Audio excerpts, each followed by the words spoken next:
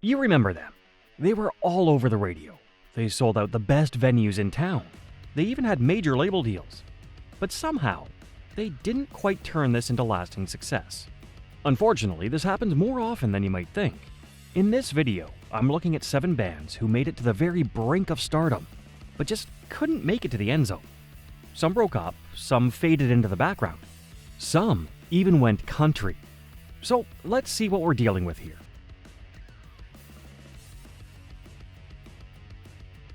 Bands like Death Cab for Cutie, Jimmy Eat World, and Dashboard Confessional showed the world that you didn't need heavy down-tuned guitars and raw vocals to be super emo. You could just strip back your sound and let your emotions flow.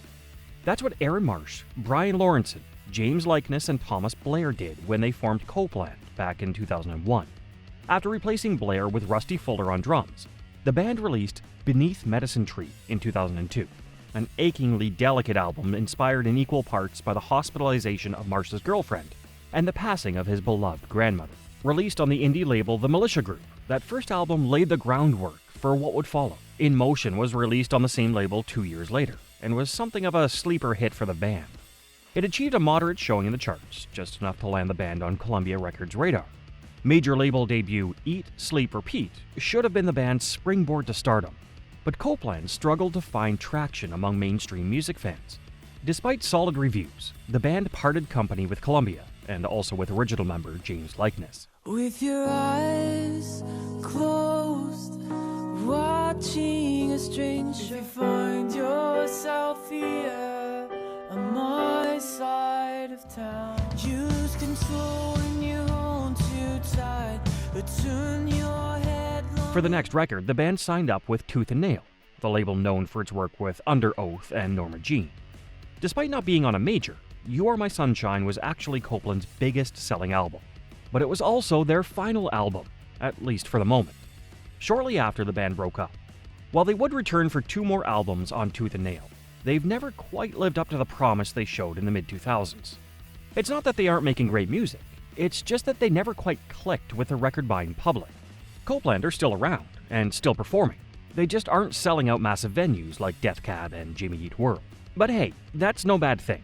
And for artists like the guys in Copeland, that was never really the point anyway.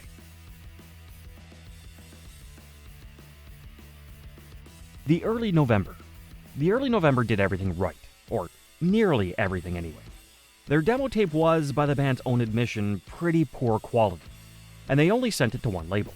Fortunately, that label was Drive-Thru Records. And though label founder Richard Raines wasn't too impressed with what he'd seen, he agreed to give the band some pointers. But when Richard's sister and fellow label founder Stephanie talked Richard around, he changed his mind. Drive-Thru would sign the early November, and even helped them get a place on Warped Tour 2002. This was a great call for everyone involved. In 2003, the band released their debut, The Room's Too Cold, which scored a big hit for the label. Suddenly, the early November were a real emo buzz band. With tracks like Ever So Sweet, they were able to win over even the darkest of emo hearts, while The Mountain Range in My Living Room showed they could do spiky, angular rock too. With this being said, every pedal. Tell me why you left. Tell me where. These eyes, the strongly covered in deep. And in frontman Ace Enders, they had a real star. His solo project, I Can Make a Mess Like Nobody's Business, might have had a really awkward name, but really showed just how good a songwriter this guy was. What came next, though, surprised everyone. Not content with writing another pleasant, emotive post-hardcore record, the early November came back in 2005 with The Mother, The Mechanic, The Path, a sprawling concept record spread across 3 chapters, 3 CDs, and 132 minutes of music. Incredibly, it outsold their debut, reaching 31 on the Billboard 200. The band had shown they could evolve, and that they could turn the ambition and scope of their vision into something people were actually going to buy. But the band was about to make another misstep. Just like they'd almost fumbled their deal with Drive-Thru, the band really did fumble their transition to fully fledged emo superstars. In 2007, just when their star looked like it was really beginning to rise, the band went on indefinite hiatus. That's industry speak for it's all over. In fact, it wasn't actually all over. 4 years later, the band were back together. Signing with Rise Records, it seemed like the early November had found their forever home, releasing 3 records on the label. However, that deal came to an end too. More recently, the band have been putting out music on Pure Noise, releasing 20 in 2022 and self-titled in 2024. None of these records have made the same impression as their first 2 albums, although the Early November are still a big name and a strong addition to any festival lineup. I think the problem was momentum. Just when that momentum was really building behind the band, the guys pulled the plug. They slashed the tires, drained all the gas, and went on hiatus. Without that mid-career stall, the Early November could have been major league emo superstars. As it is, they'll have to make do with just being a great band, making great tunes. Which is still an awesome position to be in, to be honest.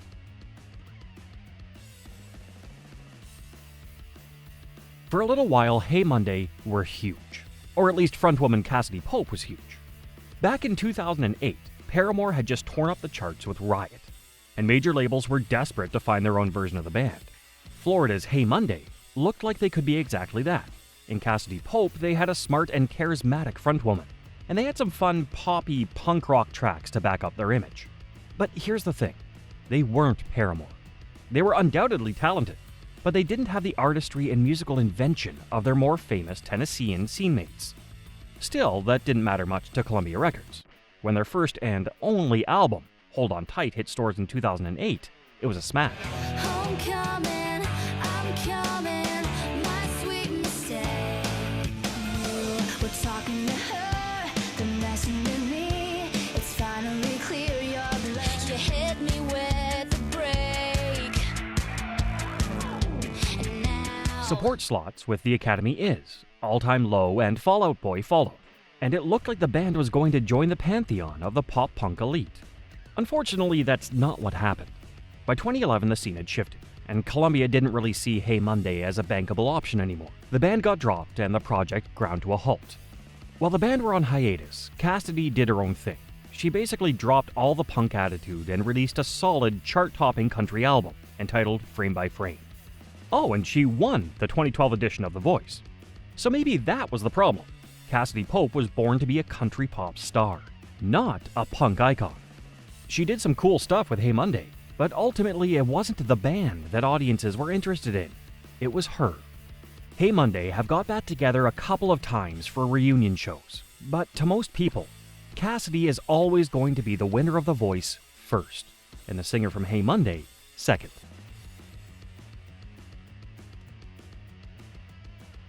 Pennsylvania metalcore band August Burns Red were beloved on the scene. In Jake Luhrs, they had one of the most recognizable metalcore vocalists of the age. And J.B. Brubaker is kind of like the metalcore guitarist, known for his killer fretboard work. They also had famous friends. Adam Duckowitz of Killswitch Engage rips a guitar solo on debut album Thrill Seeker, while Tommy Giles Rogers Jr. of Between the Buried and Me pops up on third LP Constellations. Fun cover versions were also August Burns Red's thing. Their metal arrangement of festive classic Carol of the Bells got a ton of attention when it featured in the trailer to The Spirit, and tracks by NoFX and even Britney Spears have all been reimagined the August Burns Red way. Basically, this band had all the ingredients to be massive, and they briefly flirted with mainstream acceptance. They scored Grammy nominations for tracks like Identity and Invisible Enemy and toured right across the world.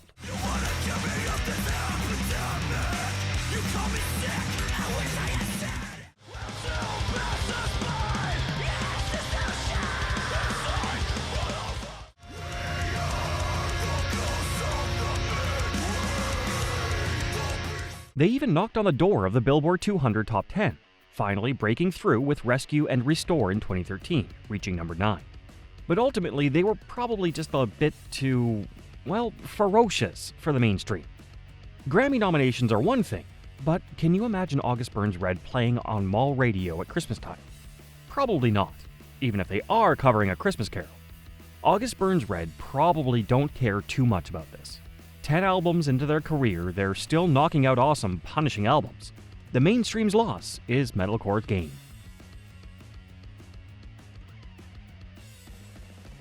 Speaking of ferocity, how about Norma Jean?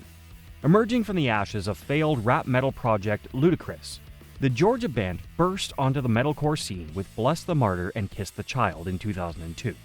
Now called Norma Jean, the real name of silver screen icon Marilyn Monroe. The band threw everyone a loop by releasing a terrifyingly heavy record that belies their sweet-sounding name. Memphis Will Be Laid to Waste is the archetypal Norma Jean song from that period. It's a stunningly sophisticated composition with intricate parts that interlock together to create something mesmerizing. There's melody where it needs to be, and there's sparse yet crushing breakdowns, tuned a step and a half down to C sharp.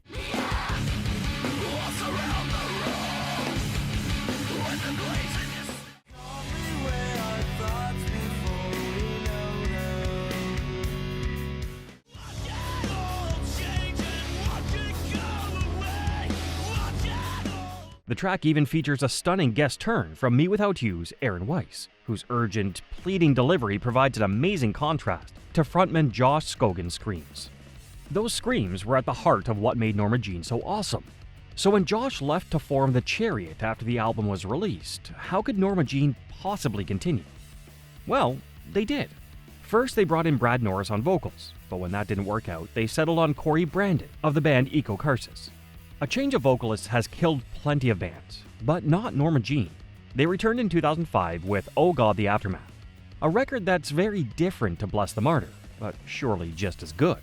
And on tracks like Disco Necktie, The Faithful Vampire, Norris showed that he was more than capable of stepping into Scogan's shoes. The record achieved a Grammy nomination, and even topped the Christian music charts. But what Norma Jean needed now was stability, and they didn't find it. Between 2007 and 2018, the band went through 5 different drummers, 3 rhythm guitarists, and 2 bass players, even switching out their lead guitarist.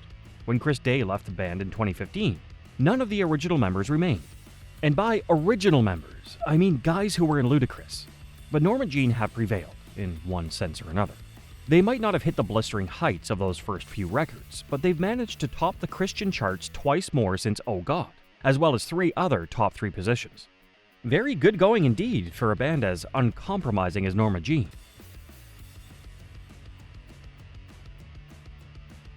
The Click 5 didn't really get off to the best start. One of the things fans love about bands is authenticity. Fans want to hear their heroes' songs and say, hey, that's me they're singing about. I get it. They get it. So when a band basically gets put together by a talent agent, straight away they're at a disadvantage. This is kind of what happened to the Click 5. It's not that Joe Geese, Ethan Menser, Ben Romans, Eric Dill, and Joey Zaire weren't great musicians. They certainly were. It's just that the art they made was a little manufactured. Let me explain. These 5 friends from Massachusetts were already making music when they first encountered talent agent Warren Sharp. Sharp was a veteran in the music biz, and had worked with classic rock outfits like Boston. He understood the talent and the appeal of the band, but he hated their look and their music. So he changed it. He told them, this just isn't gonna work if you don't listen to me. Under Sharp's tutelage, they adopted an emo mod kind of style, sort of like the Kinks or the Jam went to the same barbers as Pete Wentz. And their music? Well, that became a nice, smoothed out emo indie sound. Pleasant, foot-tapping rock music that your mom might like. And it worked, at least for a while. Album Greetings from Emery House sold 350,000 copies, while follow-up Modern Minds and Pastimes shifted 50,000. Single Just the Girl was a pretty big hit, and Jenny went to number 1 in Singapore. So that's something, I guess. She pushed me in the pool at her last school reunion. She calls me baby, then she won't call me. Says she adores you. I know I'm in the wrong time. Fly. But it didn't last. Their third album, TCV, failed to chart, and the band broke up in 2013. They've since got back together, so you can go check them out when they roll through your town, if you remember any of their songs, that is. In the early 2000s, Fueled by Ramen had the Midas touch. Founded by Less Than Jake's Vinny Fiorillo, along with John Janik and Mike Viola back in 1996, the label had grown from indie underdogs to major hitmakers, with a distribution deal with Warner. Bands like Jimmy Eat World, Paramore, Gym Glass Heroes, and Panic at the Disco all released music through the label and went on to be mega stars. So why didn't that happen to A Rocket to the Moon? Well, it kinda did. Almost. 2009's On Your Side sold pretty well, and certainly made waves in the alternative charts. while single Like We Used To became a big hit after appearing on the Teen Mom soundtrack. I can feel her breath as she's sleeping next to me. She eyes are no good blind without her. The way she moves, I never doubt her. When she no, I'm never gonna leave you, darling. Oh, I'm never gonna go regardless. Maybe the band weren't quite the next Panic at the Disco, but their sugary indie rock was at least quite nice to listen to. Maybe they had legs. Or maybe not. It took them 4 years to release the next album. Wild and Free didn't sell quite so well as On Your Side, but it did have a more mature sound. Critics acclaimed the country flavor of the record, even comparing it to rock and roll heavyweights like Tom Petty. But perhaps the band were just too slow on the draw with this one. Musical tastes had changed, and though Rocket to the Moon had evolved, people just weren't interested in what they were offering anymore. The band broke up in 2013. Singer Nick Santino went on to a fairly solid solo career, and later scored a hit with his new band, Beachweather. Bassist and backing vocalist Eric Halverson joined Cobra Starship, although admittedly after Cobra Starship were big. It was good for Rocket to the Moon while it lasted, but they just weren't quick enough to capitalize on that early popularity.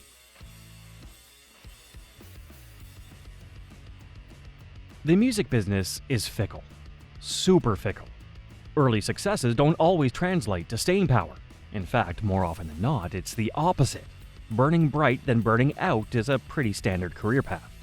But for the bands I've covered here today, they got further than most. They at least got a chance to taste the big time, to see the mainstream music biz from the inside.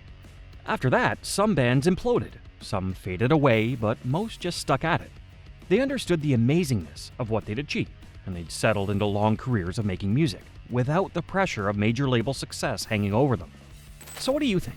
Which bands do you think deserved a little more time in the spotlight? Which ones should be thankful they ever even got close to stardom? Let me know in the comments. Oh, and would you like to hear more about any of the 7 bands I've covered here today? Let me know. Maybe I can do a whole video on one of them. And of course, like, subscribe, and stick around for another pop punk and emo adventure in just a moment.